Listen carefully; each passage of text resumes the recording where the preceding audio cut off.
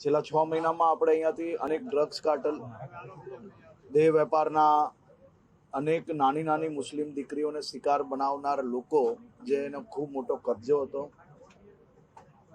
એના સિવાય ચોરી, એના સિવાયના બીજા અનેક ગુનાઓ જોડે જોડાયેલા લોકો અહીંયા ગેરકાનૂની રીતે નિવાસ કરતા હતા. ખૂબ મોટા પાયે આ થોડા દિવસ અગાઉ બી અહીંયાથી બાંગ્લાદેશીઓ મળ્યા છે. 5 મહિના પહેલા બી ખૂબ મોટા પાયે બાંગ્લાદેશીઓને અહીંયાથી પકડવામાં આવેલા હતા. એમાંથી મોટા ભાગના લોકોને ડિપોર્ટ કરવામાં અમદાવાદ પોલીસને સફળતા પ્રાપ્ત થઈ છે.